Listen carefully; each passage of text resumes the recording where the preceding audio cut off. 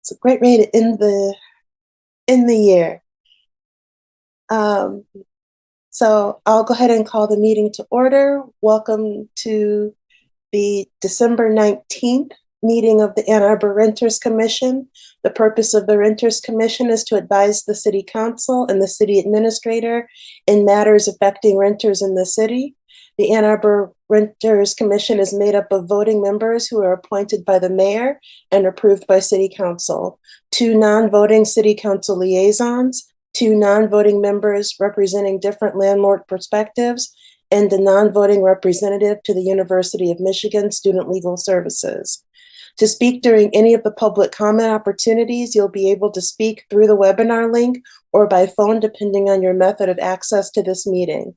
For phone access, please call 877-853-5247 or 888-788-0099 and enter meeting ID 935-8080-1941. To be called upon to speak, callers must press *9 if listening by phone or use the raise hand feature if viewing through the web link a2gov.org/renterscommission meeting. You'll then be called upon by city staff one by one to use the last 3 digits of your phone number or by username if available for those accessing through the web link. You'll hear an automated announcement that the host is allowing you to speak. Please state your name at the beginning of your comments. City staff will indicate when callers have 30 seconds left or their 3-minute comment period. Left of their 3-minute comment period. After 3 minutes, they'll be placed on mute so that we can proceed to the next speaker. Moving on to roll call. Commissioner Lowe's is not here. Commissioner Else? Here. Here. Thank you. Commissioner Droppelman? Here in Ann Arbor. Thank you. Commissioner Ratcliffe? I'm here in Ann Arbor. Commissioner Chan? I'm in Fort Lauderdale, Florida. Thank you. Ooh, warm. Yes. Councilmember Radina is not here tonight. He did send an email though with the council update for later.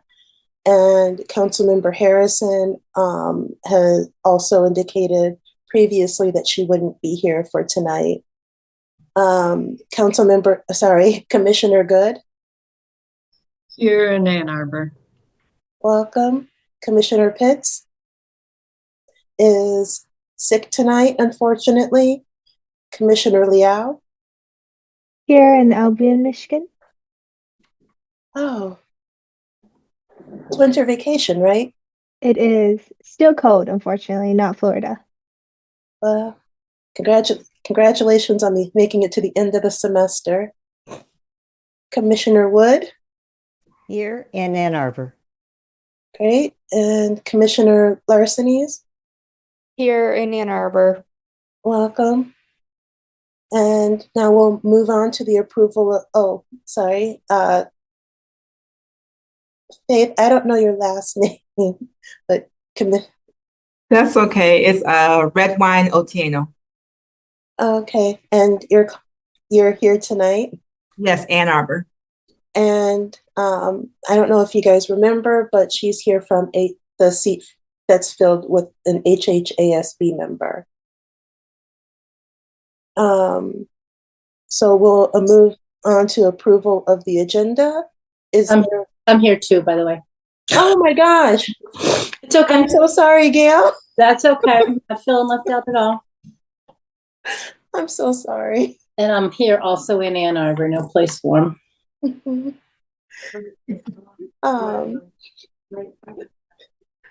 Is there a motion to approve the agenda as presented? I will motion. Thank you, Commissioner Chen. Is there a second? I second. Thank you, Commissioner Larsenes. The agenda is now open to be approved as presented.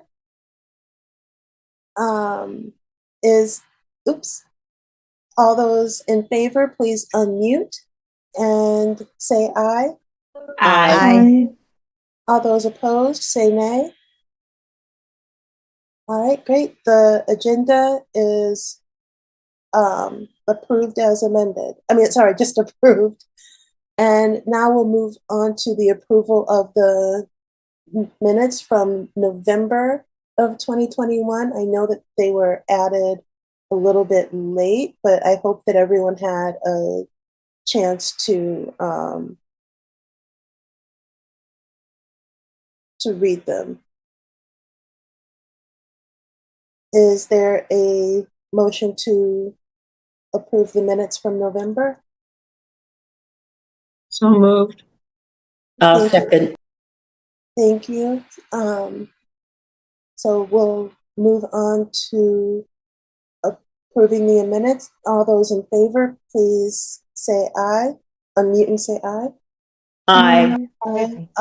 All those opposed, please unmute and say nay. Okay, great. Then we will, the minutes were approved, and we'll move on to the first general public comment. Kristen?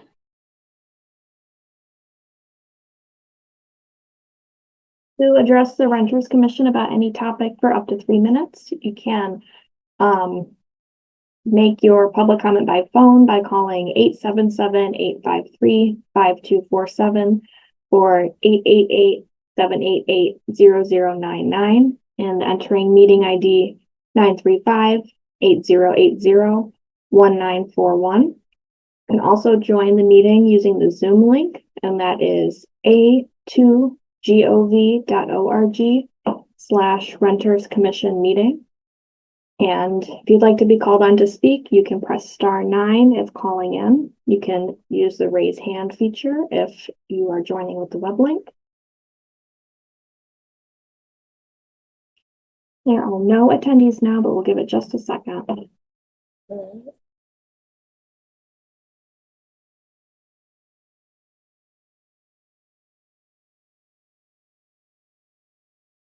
are no callers. Okay, so then we'll go ahead and move on to unfinished business, which is item 6A, the annual approval of the Renters Commission bylaws. Kristen, can you pull those up onto the screen, please? The draft?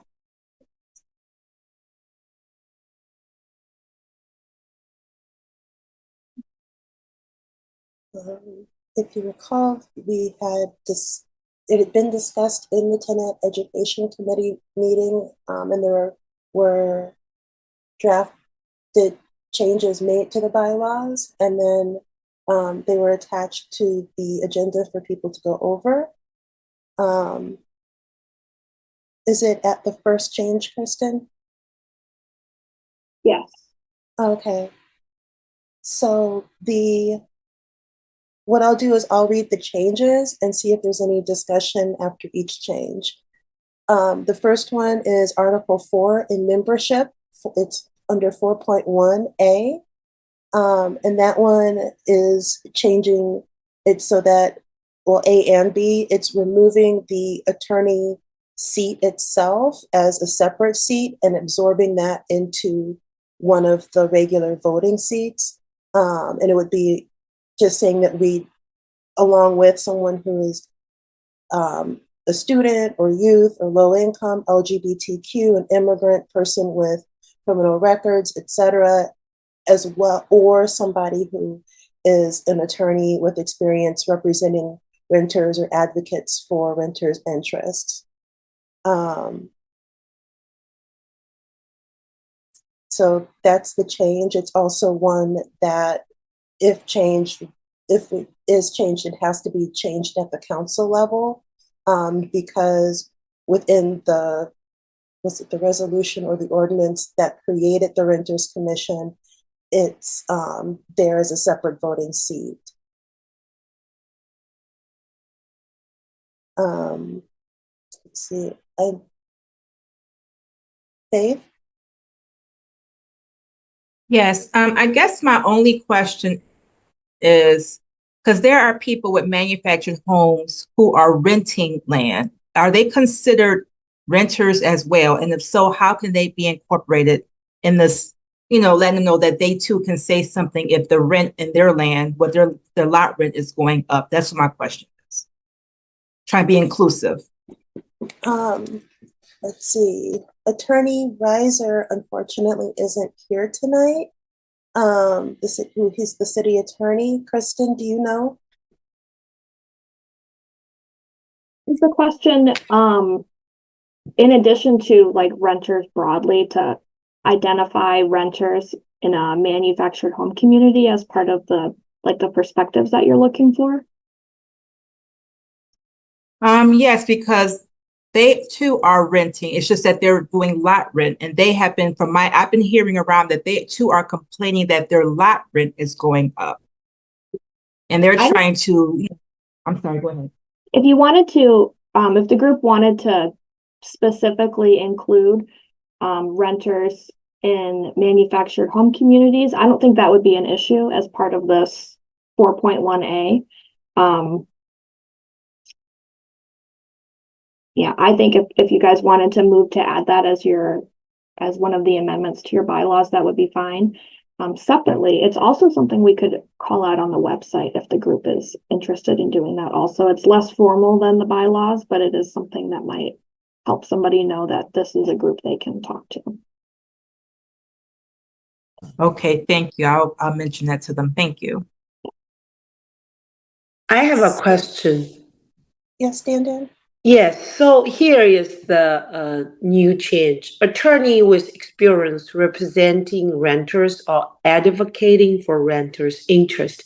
After this, is that a period or it's a, what is the things? I'm not sure. I cannot see it clearly. If it is a period, then there's something wrong with the grammatic pattern. So is it possible just to put the attorney with experience representing renters aft and Oh, groups, persons who have experienced homeless or historically underrepresented groups, and attorney with experience representing renters and or advocating for renters' interest, like this. Because if it's a period, it's something wrong with the whole sentence. I see what you're saying. I think that's a comma. Kristen, after interest on the red, is that a period or a comma? I believe it is a comma, and it's because it's underlined.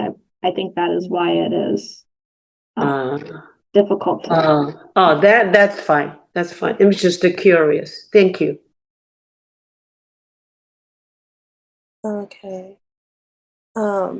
So then are we adding in mobile home renters, or is that the correct name for it? I believe we should, because there are some who are actually renting mobile homes, and there's some that have their own homes on lots, and they're experiencing rent increase. Julia? I'd rather we didn't add it. There aren't a lot of mobile homes in the city proper, and I don't think we can list every single group of people who are covered by the law. Every type of renters, like cooperative, co-housing, mobile home, it falls, because it falls under categories like that. Right. There's all kinds of people not listed, and I don't think it gets a little cumbersome to try to list every single kind of tenant there is.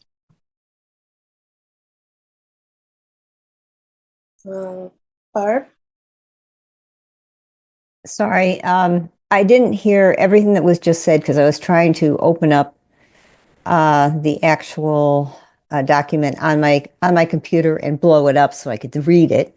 So I just want to add, if it hasn't already been added, that because we're getting rid of B, we have to get rid of the and from A that precedes it and put a period at the end of groups. Oh, thank you. Sure. I didn't notice that. Faith? I would just say word it as manufactured homes, like cooperative or group housing, manufactured homes, and then like tenant advocacy groups. Because I mean, reading this paper, it's difficult to really, I mean, sometimes you read and you wonder, okay, so is this group inclusive? So just by mentioning it, the group, then they know that it's inclusive. Well, does it need to be mentioned within the bylaws or just on the website? Because it's being representative of various renters' perspectives in the cities, and then what's listed is just such as, so it's kind of like, including but not limited to.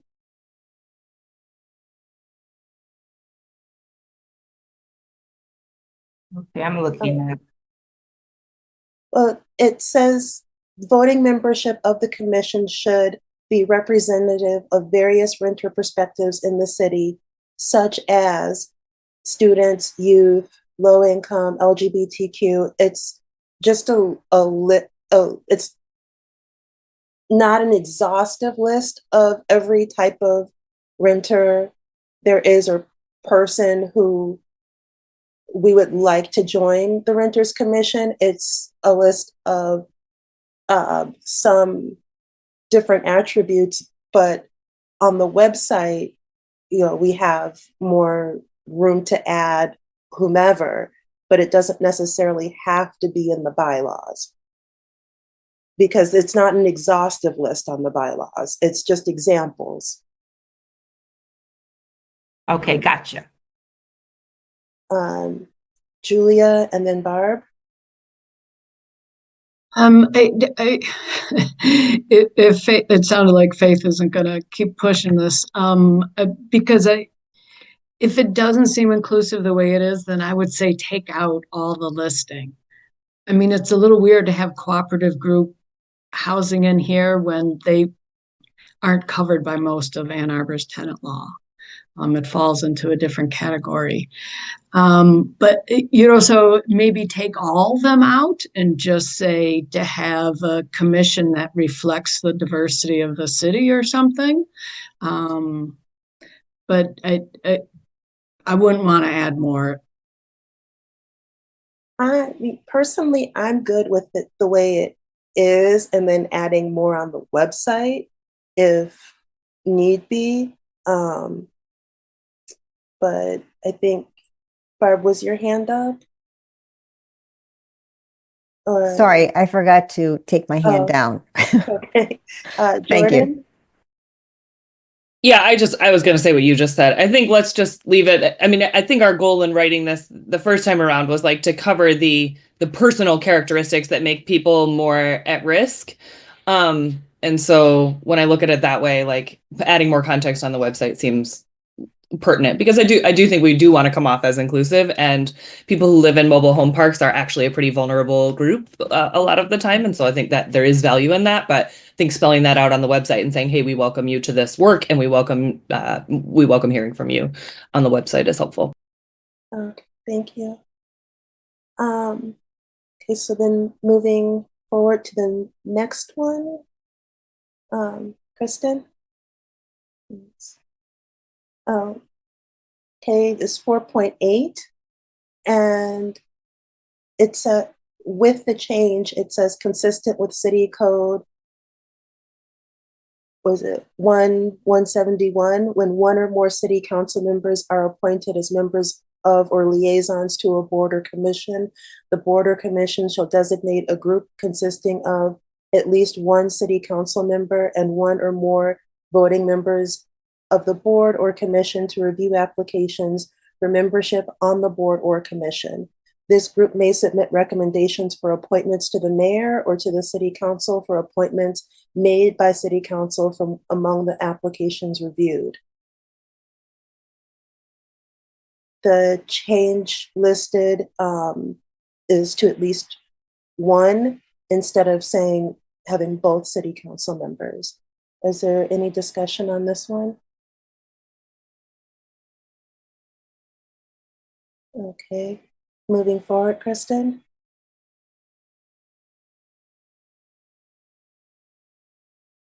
Okay, and then 7.5, public notice of all meetings shall be posted at City Hall or at any location designated by the city administrator or city council and on the city's website. And the addition is on the city's website. Are there any questions or comments about the 7.5? All right. For 7.8, it's talking about the quorum. And so the change is the presence of half of the commission's voting members plus one shall constitute a quorum. Before it was 6 voting members, but that's hard when the membership numbers fluctuate. Are there any questions or comments about this one? All right, moving forward.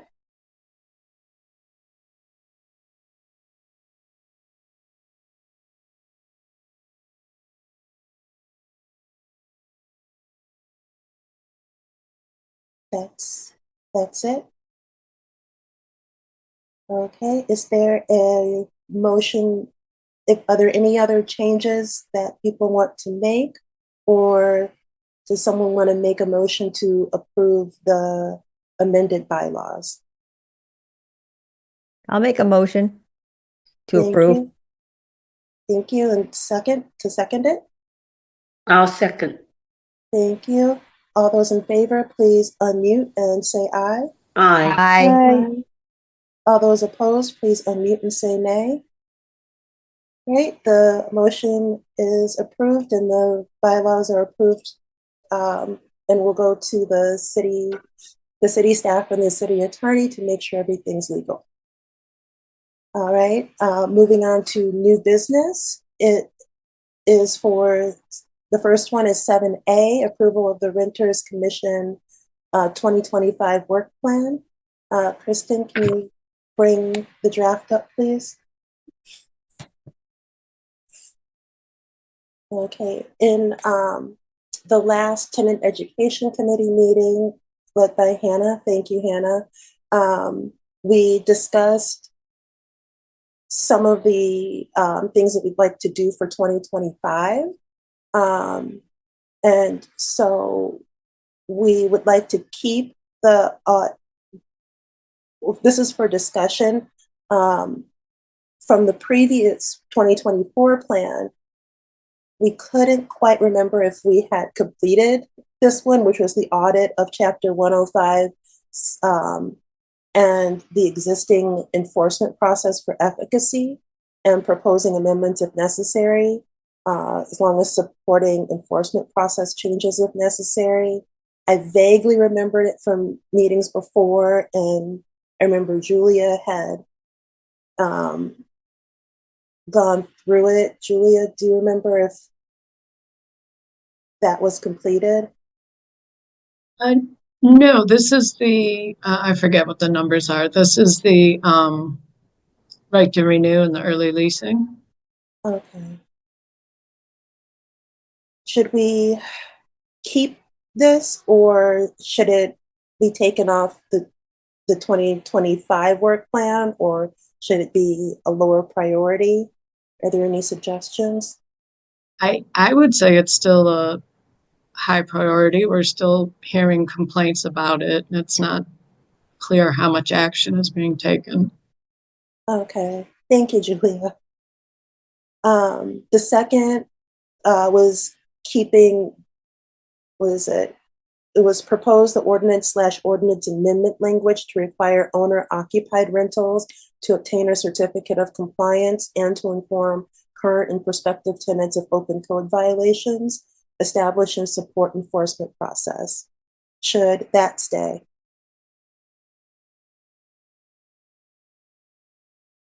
I think that was something that I added at some point because I see, I guess I don't understand why owner occupied units where they're renting to tenants aren't required to have a certificate of compliance. Whether that's high priority or not, I don't know, but it still continues to be an issue. at least for some of my clients. Thank you, Gail. Jordan? Yeah, I agree with Gail. I think the question is like, what is the scope, right? Like, how do we have a handle on how many of these there are? Is there a way to get that information from rental housing? Like, where it sounds like almost nothing is tracked from my understanding. So maybe some clarity on how big of a problem we think this is would help guide our kind of priority and scope of it. But I'm not maybe we sure just- how I'm not sure how to calculate how much of a problem this is, because the city wouldn't know necessarily that. I don't think the city would know necessarily that someone is renting out to one or two people and it's owner occupied unless that tenant reaches out. So I'm not sure how they could track that. But So then should we go ahead and keep it as high so it's something to tackle for the new year? I would for sure keep it, would be my recommendation. I don't know that it's a high priority. Maybe, maybe if there's a way to figure out how much this impacts other tenants, that would change its priority level. I just don't know how to do that. I agree. We should keep it. Let's see. I definitely think we should keep it. I don't think it should be a low priority. To me, it's either medium or high. I don't have strong feelings on that, to be honest. I mean, I think we could put it to medium, and if I can try to I talk to someone at the city to see if we can get some understanding of how many people this impacts, I can see if that's possible. And then maybe we move it to high, back to high. But for now, we can put it in medium. All right. Kristen, can you change that to medium, please? And then for high, we had advocating for staffing for enforcement, and within 2025, actually sending a resolution to council about that, probably around the budget season time, because that's when they typically make those decisions. Does anyone have any comments or concerns about that one? Okay. The next one is by the end of 2025, having some type of legislation from City Council about exploring a landlord-tenant ombudsman. And we had that as a high priority. I know that there's been talks about like the right to counsel, and that's been at the state level. But as like, was it a preventative step so that it doesn't get to court and something doesn't get onto someone's records, and that we know a lot of times landlords, they just want their rent, or tenants just want issues resolved, that it may be a viable solution depending on cost and all of that. That's why it says exploring. Does anyone have any comments or concerns about, oh, Barb?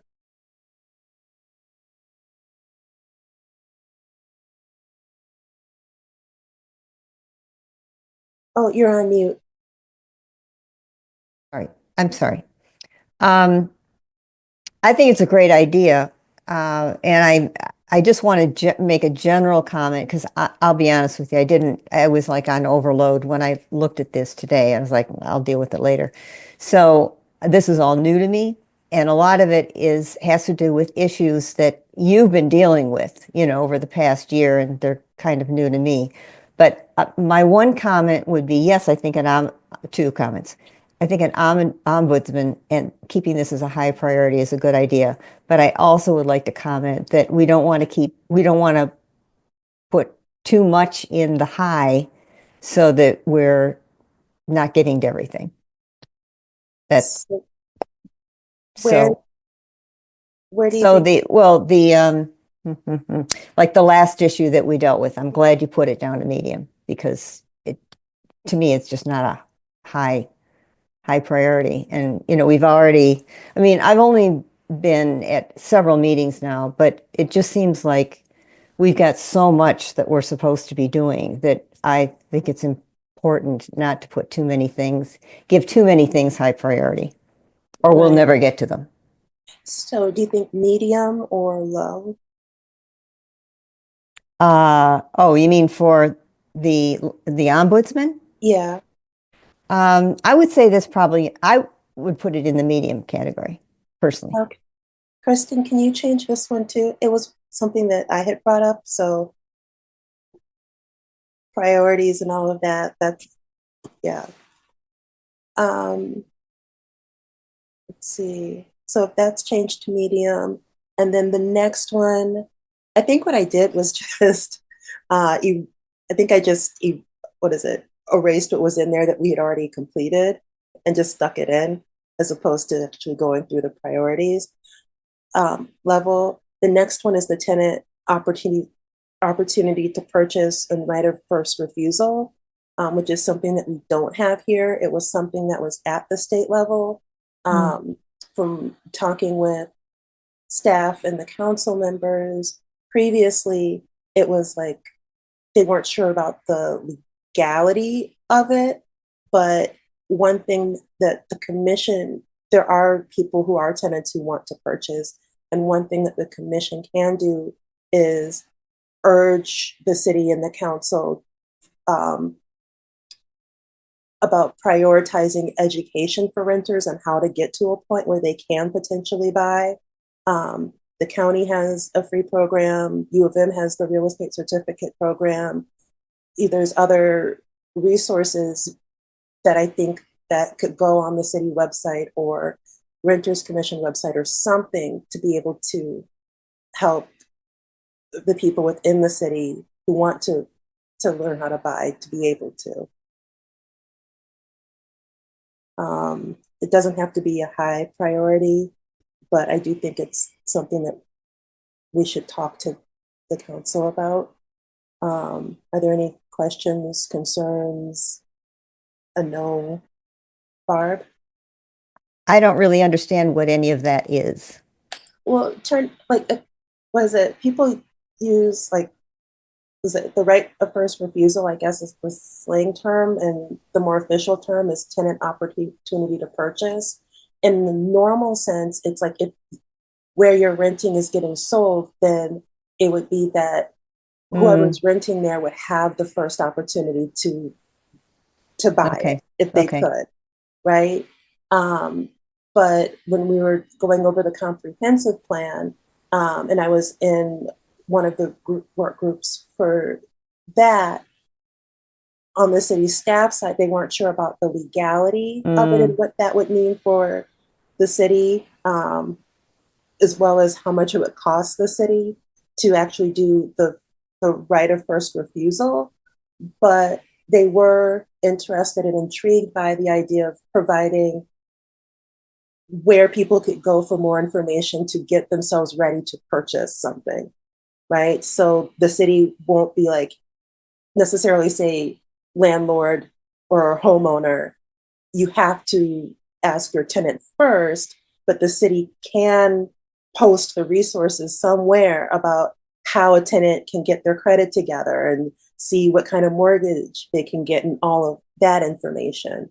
And there are free resources and potential partnerships within the area that they could do for that part at least. Thank you. That sounds good. Okay, thank you. And I just wasn't sure about the priority level of that because I know, like you said, we have a lot to do. And I just left it as high because that's what was there before, but I think it's kind of a, Well, again, I'd put that as medium. okay. Can you change that, please, Kristen? Thank you.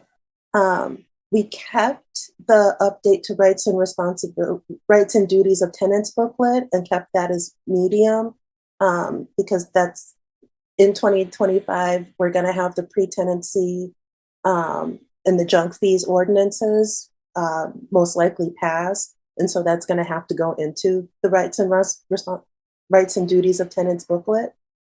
And then also we kept addressing the junk fee problem because and that's not passing until 2025. So, and we'll have to keep track somehow of how that's working out. Faith?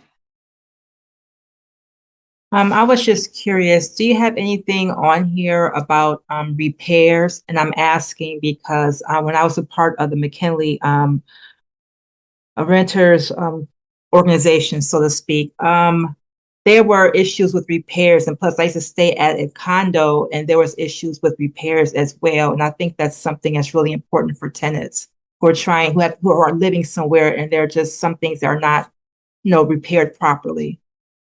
Well, I think to me that falls under like the landlord tenant ombudsman if it reaches that point, as well as us advocating for more staffing for enforcement. Because right now, rental inspection services has a very high caseload, and they need, I think they said, at least 2 new staff members. And that also falls under that as well. If you have repairs that need to be done and it's not getting done within a timely manner, or it's not getting done well, then that's something that office handles the complaints. Hannah? I just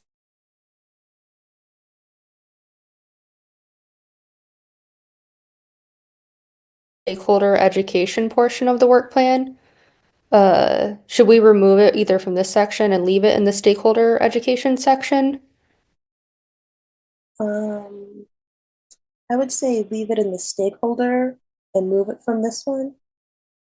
Does that sound right? Yeah, I like that. Okay. Thank you, Kristen.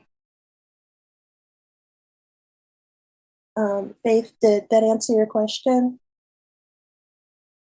It did, but at the same time, I guess I'm looking at it as, these landlords, you want to rent your home out or your apartment building or whatever, you should be held to some accountability in making sure the home is completely safe for move-ins. And I guess I'm looking at it in terms of a social worker, because I am a social worker, working with all these, tenants and clients who are having issues with an apartment complex or a home, just something that these landlords can be held accountable to make sure their home is livable before they rent it out. I guess that's what I'm looking at. Right, and that's what falls under enforcement, and also would fall under the ombudsman program if it's something that we can get them to. But and it falls under that, and I think it also falls under stakeholder education, because they need to know where, like tenants need to know that they can make those complaints and how to make the complaint to the city. And right here, the section that we're in now is more for legislative stuff. So like resolutions to city council, or resolutions and ordinances from city council that we'd like for them to explore.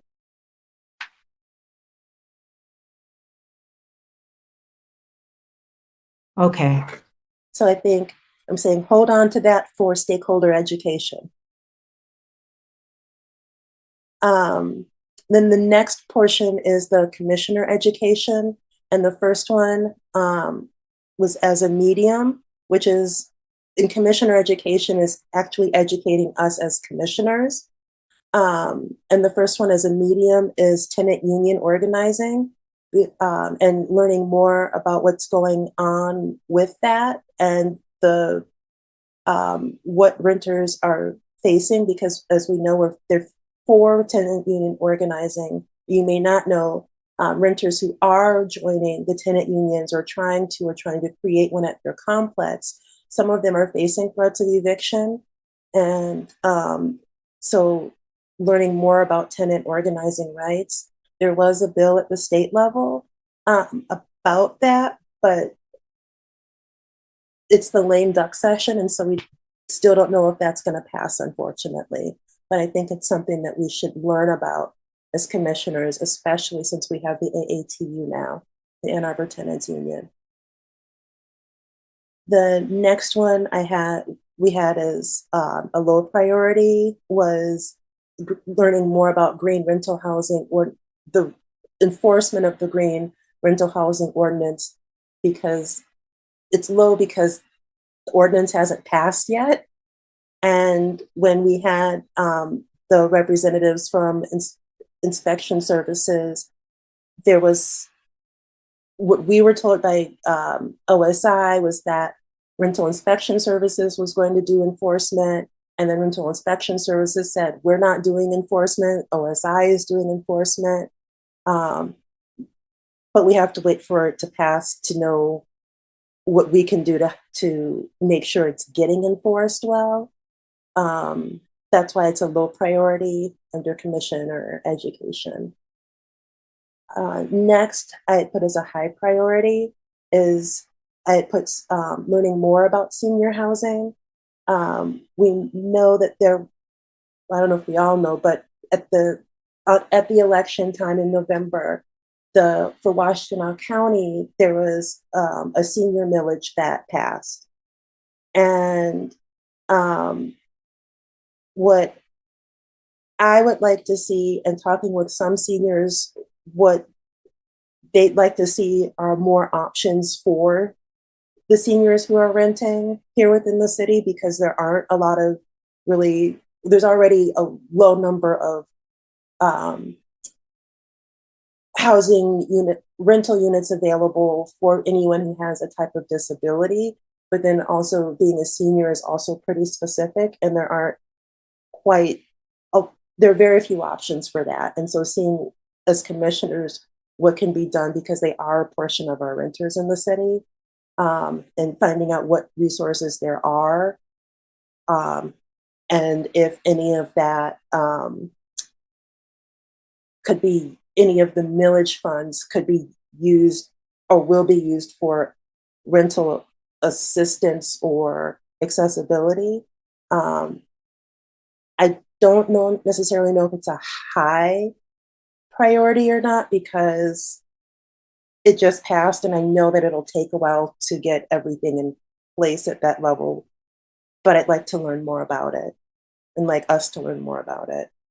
Are there any comments or concerns or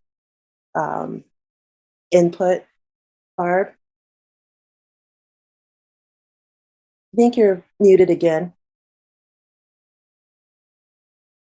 I'm sorry. As a senior, yeah, I can tell you that that's definitely my high priority. And it's a priority and like an anxiety issue for like literally all my friends. So yeah, it's an issue. And as all of these articles talk about what a wonderful place Ann Arbor is to retire to, we're just going to get a lot more seniors coming to Ann Arbor. So it's going to be a rising population to deal with. That's my comment. Thank you. Hannah? Yeah, I agree that it should be high priority, especially with all the regular complaints we get about Courthouse Square. Like clearly a lot of people are having problems. Then we have the new millage, so I think it makes sense to at least focus on, I don't know, exploring what options are even in this space of how we could help people. Okay, thank you. So we'll keep that there. The next one was medium, and it was a medium one from 2024 as well, which is the implementation of affordable housing within the city of Ann Arbor. And I like keeping it because I think that as we continue to get more affordable housing units built by the city and with the city in partnership with organizations and business and private developers, that we should get more at least annual updates on what's going on and how people can apply and when those lists open. Are there any comments, concerns, anything with this one? Okay. Then the next one, I had put as a high priority, which was information sharing between fair housing in, I can never remember, is it the fair housing, is it Southeast Michigan? It Yeah. has a pretty long, thank you. And the Human Rights Commission. I think we had Pam Kish from the Fair Housing Center spoke to us before. I can't remember how long ago that was, though. It was about a year ago. Okay. So that's why, having it from doing first getting the information, because I think it should just be something that's on your every year anyway. Okay. That way we know the complaints, we know the procedures as we get new commissioners, they'll also get updated. And the Human Rights Commission does get complaints from renters here within the city. And so I think it's a good idea to formalize having a relationship with them. And also the next one is I also had as a high priority, which is having more transparency. I didn't quite know how to word it. My hope is that after this, Kristen and Steph can work their magic with the terminology, but having more transparency for what the role of the county and what it does for like enforcement and regulations for rental housing versus what the city does. We had mold as an example for that because it's actually something from, what is it? The health department is where it goes. And we talked a little bit about that when inspection services came. And I really think like as commissioners, we should get more education on that as well, especially if we're talking with people and we're going to be out there doing stakeholder education. We'll know where to refer people. Next was medium, and just keeping it from last year, which is ordinances aimed at slowing gentrification and displacement. It says it in other communities, like it means what other communities are doing to slow down gentrification and displacement of renters. And learning about that, which is having, speakers come in from elsewhere and letting us know what they're doing to see if it's something that could work here in Ann Arbor or possibly work here in Ann Arbor. And then also keeping as a medium, because we're starting to get new projects getting built that will probably some might be finished towards the end of 2025. But learning more about what's getting built and having presentations to the Renters Commission about the new planning and of the TC1 zones and what that means for renters, and also what new complexes there are coming, because they go to the Planning Commission to talk about the complexes they want to build, but they never come to us, to the Renters Commission, to talk. The developers never talk to us, the Renters Commission, about what they want to build for the renters, because some of them have sounded like good ideas. Like they were talking about building senior housing on Packard Road near Turnberry. And it seems like a good location, but it'd be nice to have a presentation about that to us as the Renters Commission. And then next, and the last part is the stakeholder education. As a medium priority was improving tenant accessibility for locating information on open housing code violations, as well as the update to the rights and duties of tenants booklet, particularly with junk fees. And then we already had stakeholder engagement meetings from last year, and that was a medium priority. But this one was being a bit more specific by saying having at least 2 events that we're at, including Festival, and I had Visions, which they do at the library each year. Hannah? Yeah, I was just wondering if under the item about open housing code violations, if we could specifically add information about assessing previous complaints on units. Yeah. Because, yeah, like as we learned at the uh, presentation from rental housing services, that it's not available on stream. You would have to, I guess, do a FOIA request for them. Yeah. Jordan? I think that the stream thing to me, like, I'm trying to think of this in terms of like, where do we get the most bang for our buck in terms of our work and the community and like what is needed? And the stream piece to me and being able to access the information and knowing how to use that site feels, I don't know. For me, I'm feeling like that is kind of it's something that has some built-in accountability, right? Like people can have choices, but maybe the retort to that is it doesn't help at all because the housing supply is so limited and people feel so stuck that that information like isn't able to guide their choices as much. But to me, I guess I'm saying that that feels like higher priority. The violations and the stream feel like when we're talking about education, that those are the two things that seem the most mysterious and that I hear the most about, but maybe Gail has some perspective on like what education feels like the two hottest ticket items are most effective for our work because she's hearing those things too.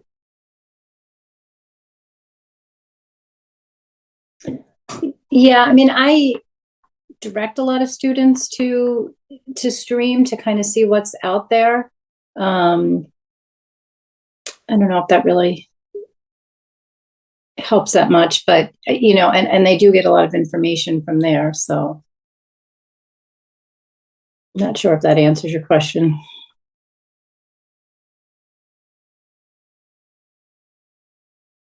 Jordan? So are you thinking about a different phrasing, taking Maybe just a different priority and maybe even those two things kind of like are combined in a like accessing information to make wise rental choices, right? Like maybe those are maybe the concept of accessing information that is available to make smarter renting decisions is kind of the topic, and the how do you know about violations and how do you use stream maybe are kind of the sub, but I'm open, but to me those are the things that are talked about most frequently. I think that sounds better. Kristen? Can we combine the first one and was it the stream one together and have it phrased as how Jordan said it and maybe have the EG that? Yeah. Accessing information to make smarter rental choices or something like that. Maybe. More informed? Or informed, yeah. Yeah, and then it would just be like EG whatever the previous code violations and stream. Yeah.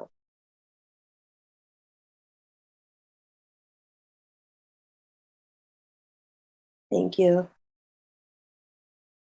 And then another one that we talked about, which is newer, and that's because we had so many power outages last year and extreme weather events. Oh, sorry, Barb. Didn't you want to add stream in there? You said in the accessing. Yes. So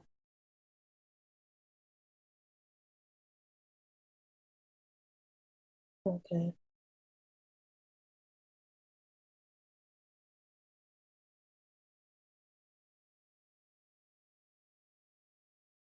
All right.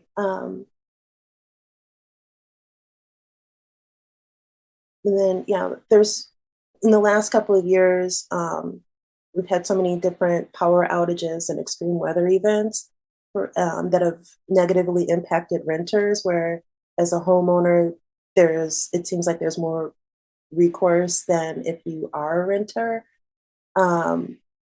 But there are certain things that you can get as a renter, like if after a certain amount of time the power's been out and your food spoils, then there's ways to get reimbursed for that, or if you're on SNAP. And I think that we should have some way of, from the city to, or from us or something to,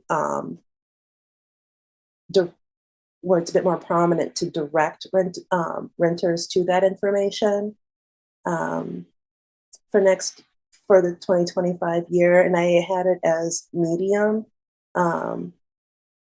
because we'd have to discuss it. And then I think that was the last one.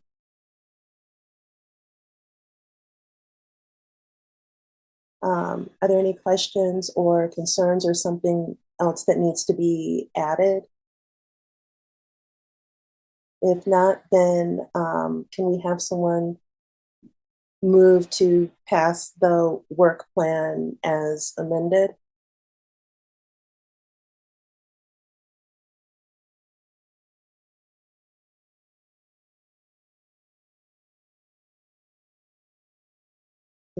Anyone wants to make a motion for to pass the 2025 work plan? I'll I motion. motion to pass it. I'll second. Thank you. All those in favor of passing the 2025 work plan, please unmute and say aye. Aye. Aye. All those opposed, please unmute and say nay. All right, the work plan is passed. Thank you, guys. And then the next one is the meeting calendar. One thing that people have brought up is how late the meeting is, starting at 7:30. And thank you for Kirsten for doing more homework, because she had had the monthly schedule. And one thing that we can do is, even if we can't go live because CTN is covering another meeting, our meeting can still be recorded and uploaded to YouTube and CTN later. So that's not as much of an issue. I'm good on keeping the meetings on Thursdays, but I would like to move it up to like 5:30 or 6 o'clock. Is there Jordan? Is there an option? I guess I can see an argument for accessibility, particularly for like the college demographic, to have it be available live. How is the Greenbelt meeting really lengthy? It seems like that could be a potential one that was like very lengthy. Would moving to the first Thursday at like 6:30 make more sense? Or that was just something I thought about as looking at the schedule. Maybe Kristen has more options, but I feel like we have had a fair amount of people that are able to participate during public commentary during the live Zoom, and that, I don't know. I guess I'm totally open to others feeling like that isn't quite as important as a schedule and quorum of people being here, but I feel like that has been a helpful thing to have it. But maybe the answer is it's still kind of live, and it's live for them at the time, even if it's not being broadcast live. So maybe the broadcast doesn't matter. So I don't know. I'm open to that. But Thursday, the first Thursday of the month, stuck out as a day that if we looked at moving, that might be practical. Well, I'll go, and then Gail. I think it's important to be able to have the availability of public comment. I think that is important. And like when I had said keeping it on Thursday, I know like for the public market, that's at 5:30. But there isn't really a lot. We conflict with that one, but there's not a lot of viewership for that, and there are no council members who are attached to public market either. I don't know much about the Greenbelt one and the popularity of that. Gail? So can we still have public comment even if we're not live? We can, because they can still call in. Right. Because it's within the meeting notice. It's just, it won't be streaming live, but they'll still have the Zoom link and the ability to call in. Nobody will be able to watch from their TV, but that's the only difference. People will still be, or also YouTube, but people would be able to log into the Zoom meeting. And I guess maybe I was envisioning, maybe what I'm envisioning doesn't happen because we have two commentary periods. Can you watch something? Maybe what I'm envisioning isn't happening. So what I'm suggesting is like we have a second commentary period. So being able to like rewind and have that functionality, it like there's a way to kind of watch something and catch up before the second commentary period, but maybe I'm not understanding that right and you can't go backwards and watch something, but maybe that doesn't matter. You can on YouTube, but I just don't know how much it matters to people versus being able to just participate. Yeah. Just okay, participate at that time. Skip all that then. Barb? Sorry, I keep forgetting to, oh, I forgot to You're mute I forgot to mute myself before, so I'm still here. I'm sorry. Here's my thought from the perspective of watching 60 Minutes for years. They've got this great time slot, which is right after the football game is over. So people have a tendency to just slide right on into 60 Minutes. So do we know how many people actually watch this on TV, on cable? Is there a program that people actually watch that we could take the advantage of being right after? And would that work into anybody's time slot? Just a thought. For regular CTN programming, I don't know what's popular. I know and not that many people watch the commission meetings anyway. I think the most popular commission meetings are the Planning Commission, probably the Transportation, and like the Energy or Environmental, both of which start at like 6 and 7, or all of which start around 6 and 7. I know Kodai, which is at 4, doesn't get much. And from what I've seen on the other ones, there's not a lot of views, except for City Council. Then let's just try 5:30. Do we have, Kristen, remind me, do we have an option like if that's not working out for people or we're getting feedback that doesn't work, we can switch it with the same constraint of CTN availability. Is that right? I mean, I think it makes sense, Rosanita, just to go with 5:30 then, right? And switch it later if we need to. Yeah, you would have the option to change your meeting time. We have to publish and notice them for the year, but if like in July you decided you wanted them all to start at 6:30, we would just cancel and reschedule them all. And then just so if you moved back to a 5:30 time on Thursday, we just like we've been talking about, there wouldn't be TV live coverage and there also wouldn't be YouTube live. It would be just the Zoom link. But there would be the possibility of it being live if it were the second Thursday of each month. Because the next meeting isn't until 7. Yes. CTN, I'd have to ask them, but I expect that they would say the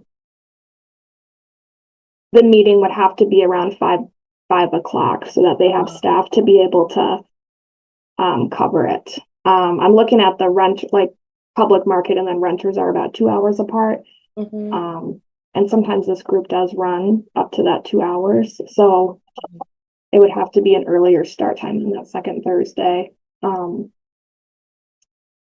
then I don't know a lot about the third Thursday. Councilmember Radina may be on that, maybe part of the Greenbelt group, and he may have like info on how late they go. But yes.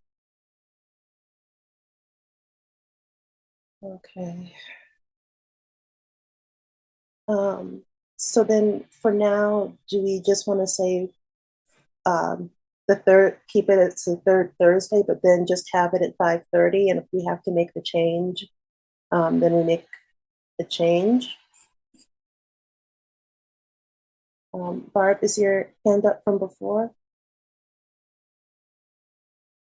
Sorry, it was, but I do have a comment. Because you just said something about Thursday at 5:30, but there's somebody on the third Thursday, right? You were talking about 5:30?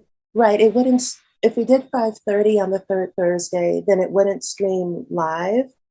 It would, they could still, they'd have to log into Zoom to watch it and participate that way. The same way we log into Zoom, only they'd stay on as an Okay. attendee and not a panelist. Okay. Or they could listen to it, right? They could call in and just listen, participate Right. by listening. I'm sorry. Right. Yeah, they could do that too. And then later, and they could still call in for public comment or raise their hand as an attendee on Zoom and still be called on. It's just, they wouldn't be able to like rewind part of it during the meeting, is what it is. And then after the meeting is finished, it would get uploaded to YouTube and to CTN. Sounds good to me. Okay. If there isn't anyone else, then does someone want to move to hold our meetings at 5:30 on the third Thursday of the month? Or well, I'll move. Yes. I'll move. Okay. I'll second. So all those in favor of moving the meetings to the third Thursday of the month at 5:30, please unmute and say aye. Aye. Aye. All those opposed, please unmute and say nay.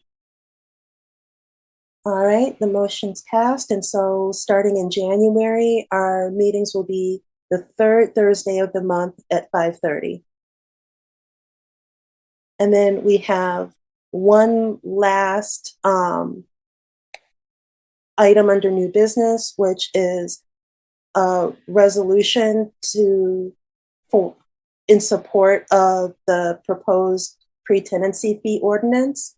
I wrote a draft for it, and the pre-tenancy fee ordinance, it was presented to council on Monday for the first reading, and it passed unanimously. And so in January, they'll have the second reading and the vote, and it's expected to pass unanimously then too.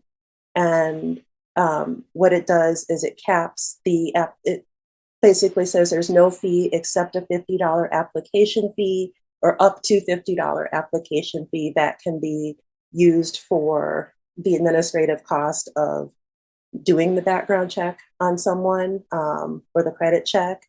And if you're not offered a unit, then they have to return that fee within 60 days.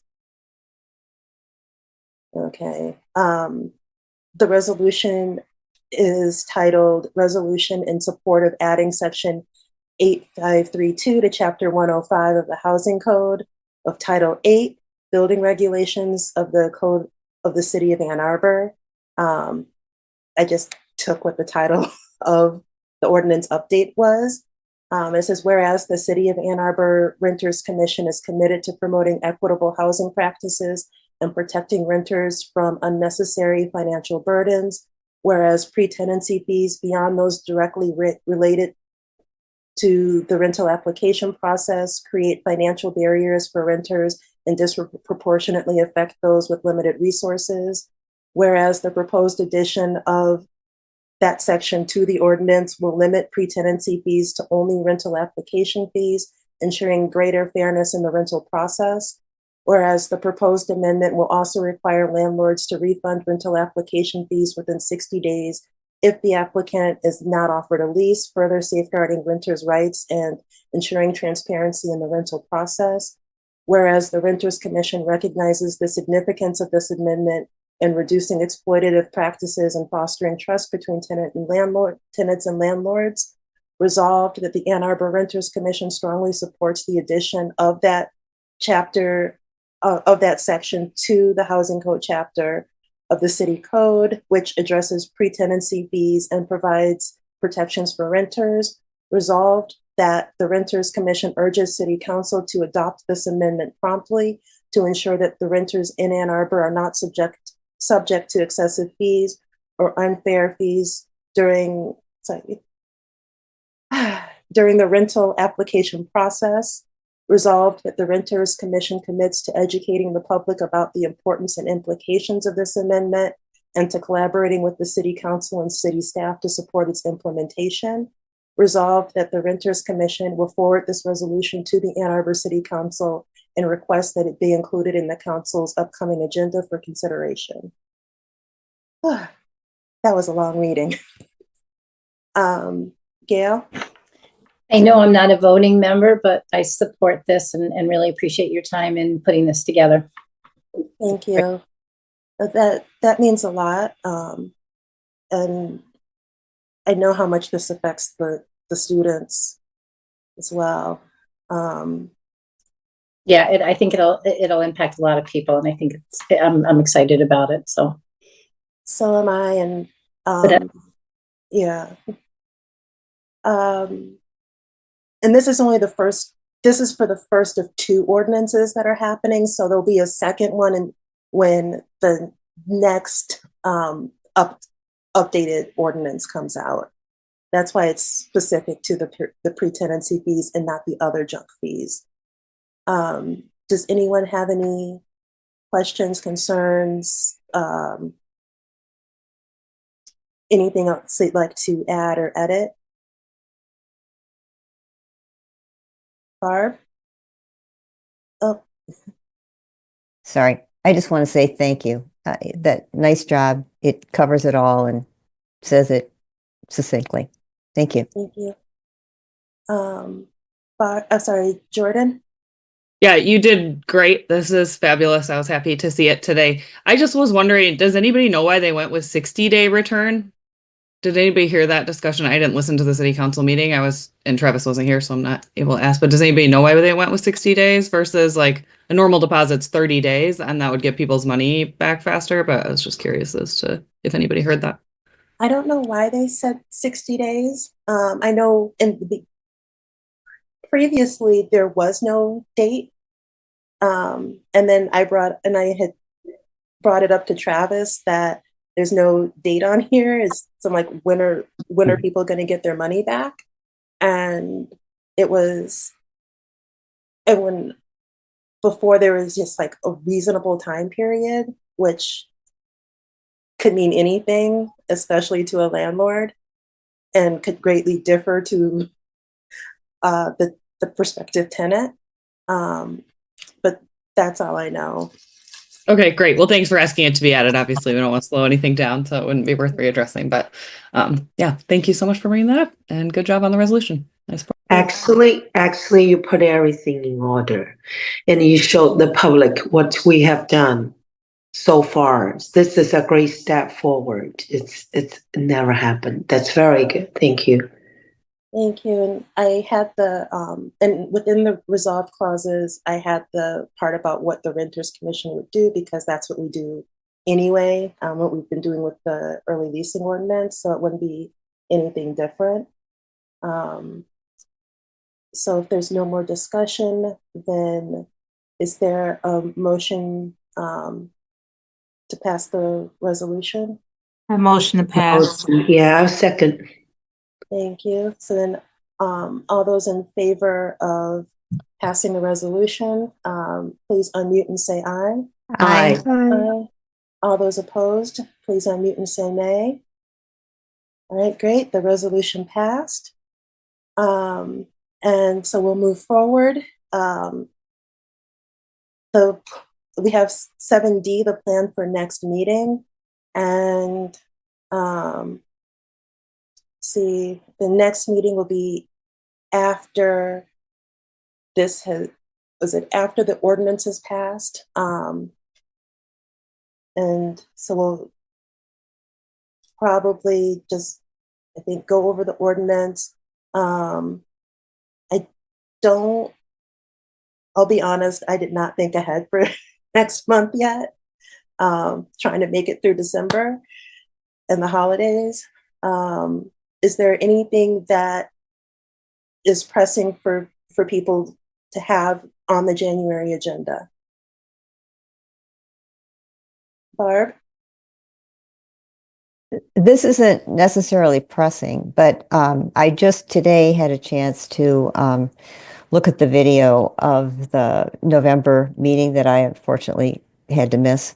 And that whole presentation about that included, oh God, now my brain's gone blank. Anyway, I just wanted to point out, first of all, that all of the discordance between what we got from one group and what the woman representing, the rental housing was saying was disturbing to me.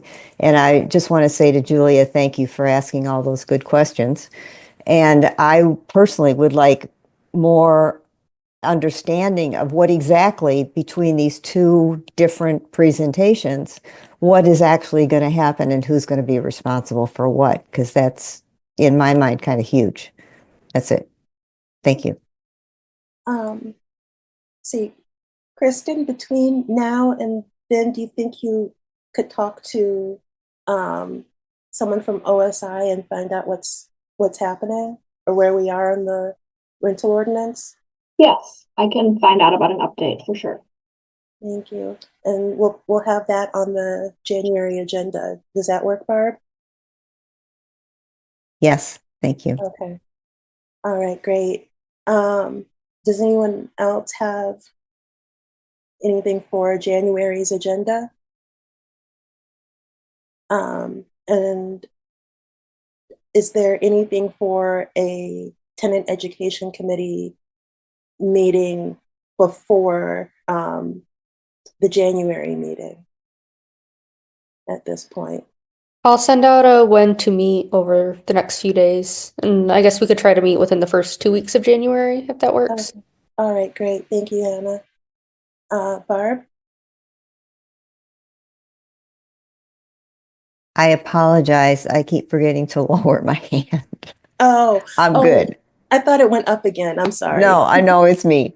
It's me. Sorry. Okay.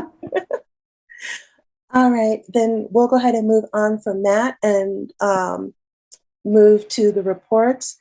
The report from the city council, although neither council member was able to be here tonight, as I said, they had the first reading on Monday, and that was move forward to a second reading.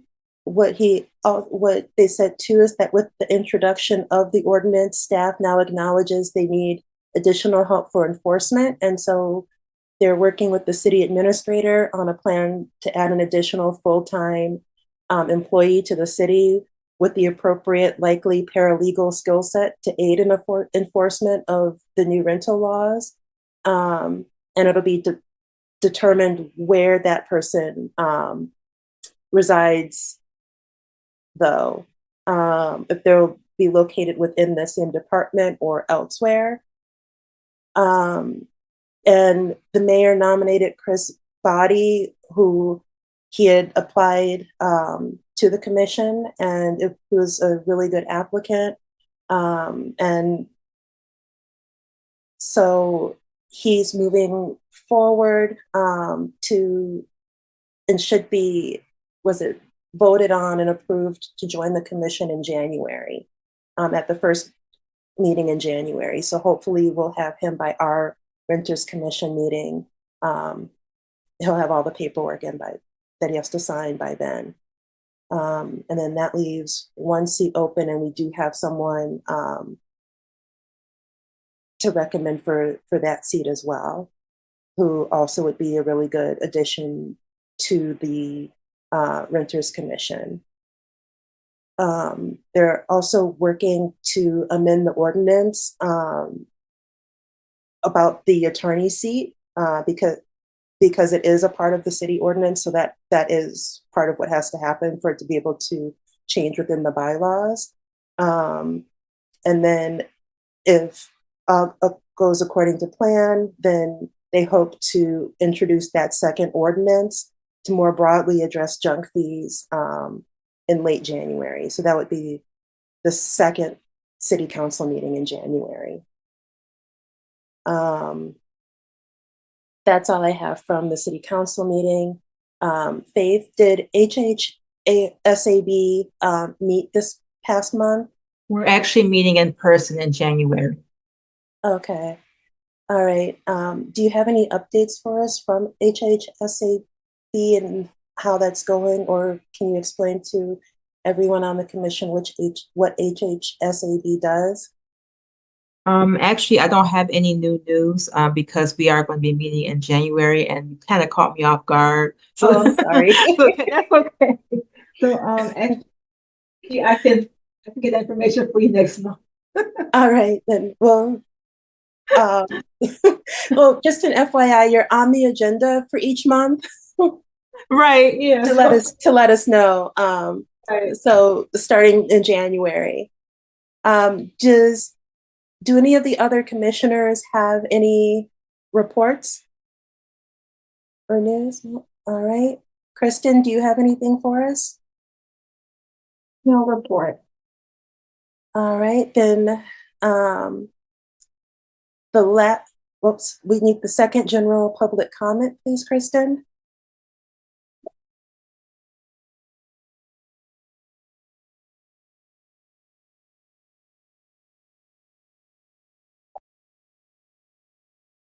Anybody, any member of the public would like to address the Renters Commission for up to 3 minutes about any topic, you can call 877-583-5247 or 888-788-0099 and enter meeting ID 935-8080-1941. You can also join the meeting with the Zoom link, and that is a2gov.org/renters commission meeting. If you're calling in to the meeting, you can press *9 to raise your hand.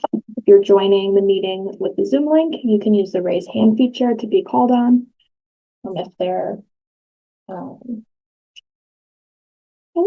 we'll just give it just a second. There's nobody in now, but in case anybody's calling in or joining.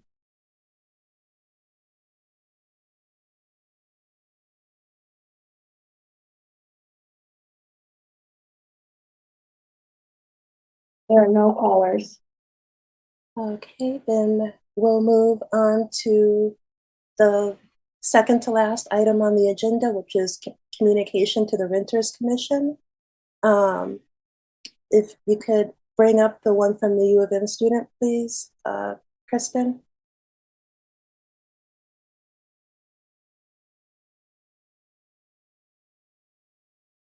I think there were 3 this month.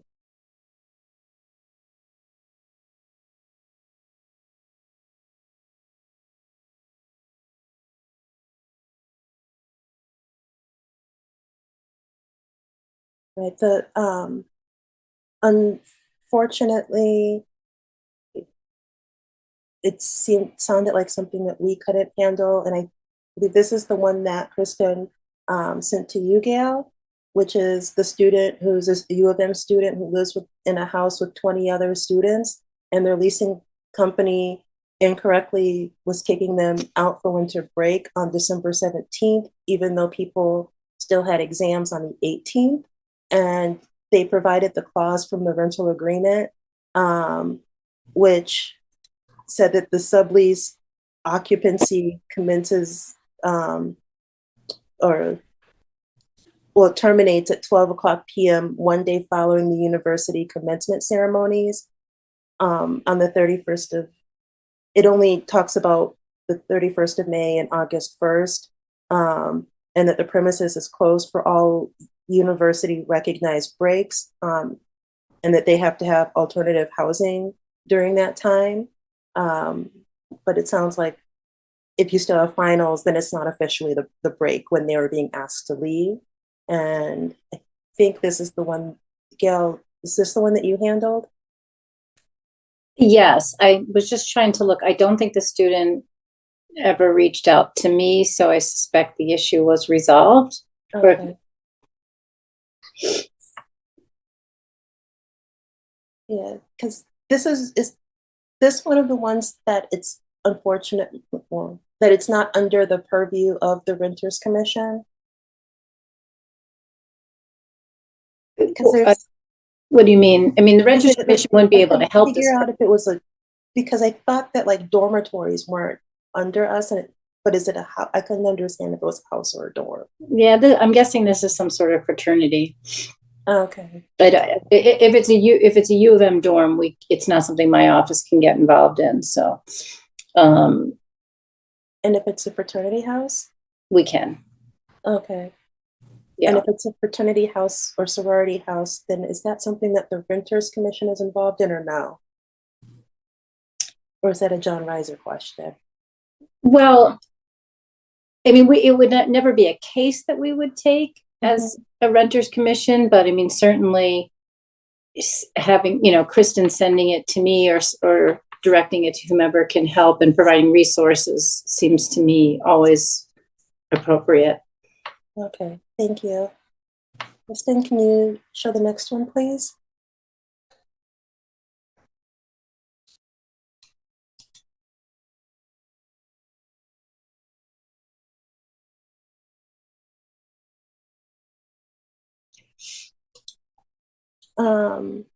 This one had to do with the early leasing ordinance, I believe, and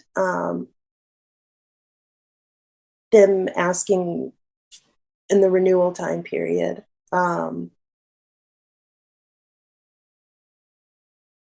be honest, I am horrible with the math for the early leasing ordinance. But as always, Kristen gave the correct information and referral.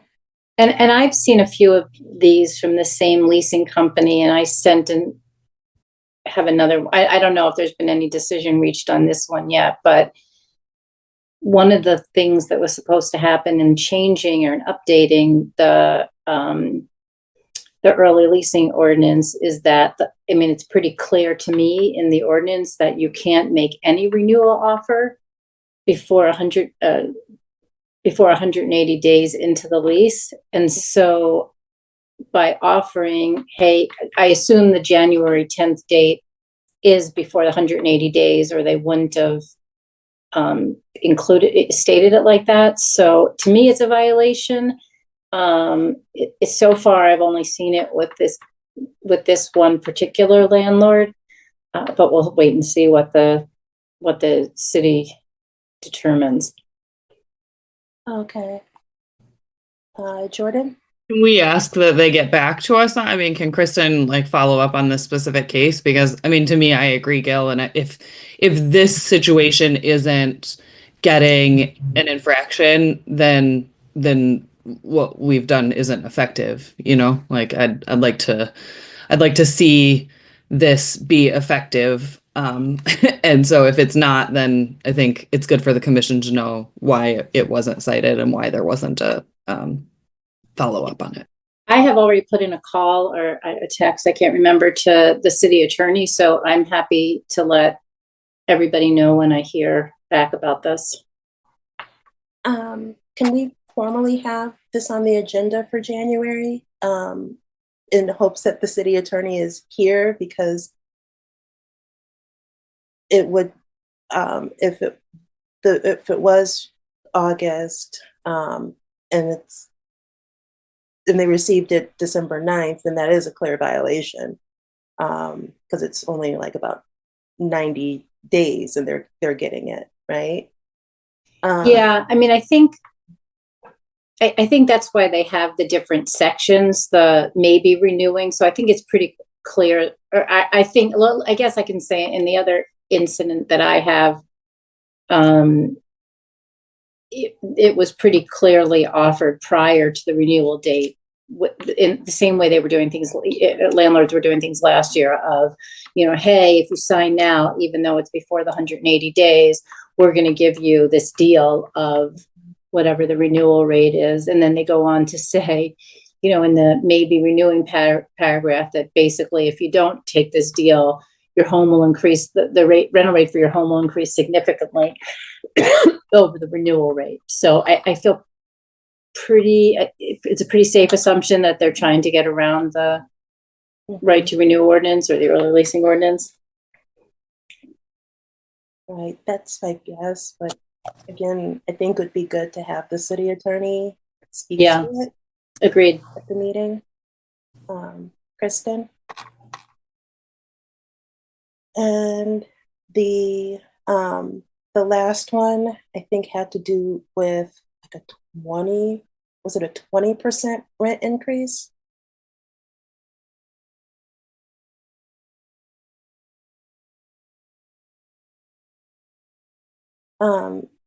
Yeah, the landlord raised the rent by 20% in under a year.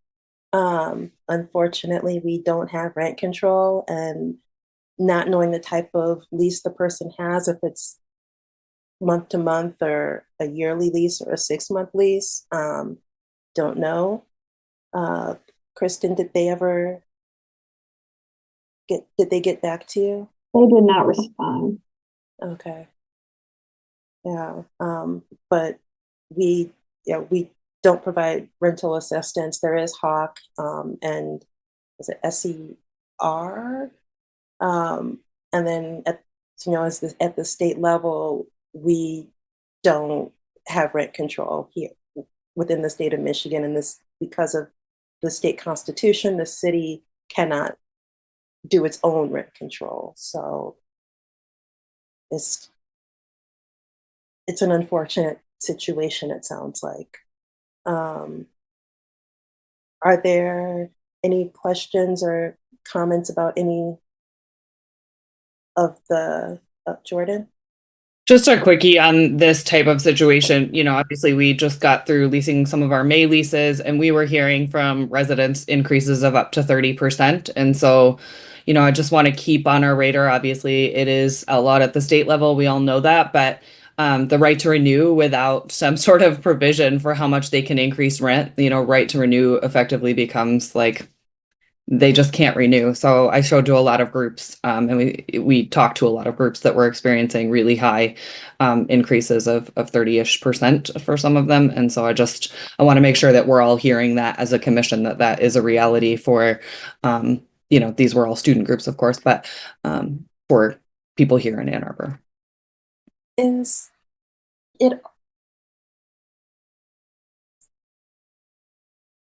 Is it really just the early leasing ordinance, or is it also because the